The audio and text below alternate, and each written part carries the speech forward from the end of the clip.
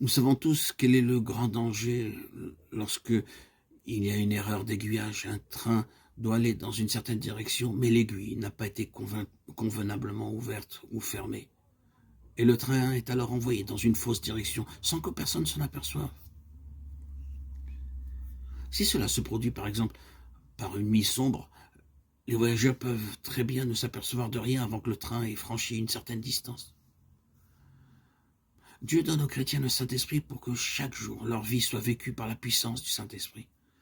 Un homme ne peut vivre même pendant 1 heure une vie sanctifiée si ce n'est par la puissance du Saint-Esprit.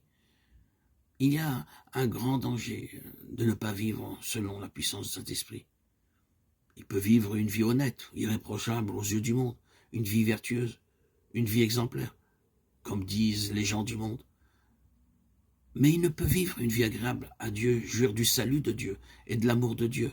Il ne peut marcher dans la puissance d'une vie nouvelle s'il n'est guidé par le Saint-Esprit, chaque jour, à chaque heure, en permanence, dans son quotidien.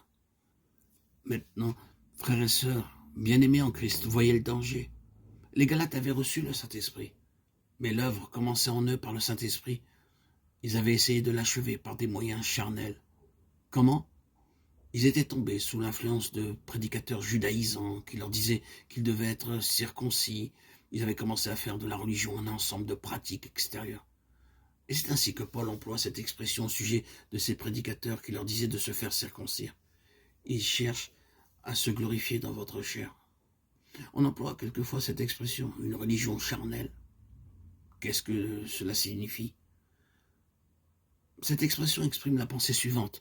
Ma nature humaine, ma volonté humaine, mon effort humain peuvent être très actifs dans ma vie religieuse. Et après avoir été converti, après avoir reçu le Saint-Esprit, je puis essayer de servir Dieu par mes propres forces. Je puis être très diligent et faire beaucoup. Et cependant, toute mon œuvre peut être l'œuvre de la chair, beaucoup plus que l'œuvre du Saint-Esprit. C'est là une pensée solennelle que le chrétien peut, sans même s'en apercevoir, quitter par une erreur d'aiguillage, la voie du Saint-Esprit pour la voie de la chair, qui peut être extrêmement actif et faire de grands sacrifices, tout cela par la puissance de la volonté humaine. La grande question que nous devons poser à Dieu quand nous examinons nous-mêmes est celle-ci. Nous devons lui demander de nous montrer si notre vie chrétienne est vécue davantage par la puissance de la chair que par la puissance du Saint-Esprit. Un homme peut être prédicateur de l'Évangile. Il peut exercer son ministère avec zèle. Les autres peuvent dire de lui qu'il fait de grands sacrifices et pourtant, il se peut que vous sentiez qu'il lui manque quelque chose. Sa vie chrétienne manque de spiritualité.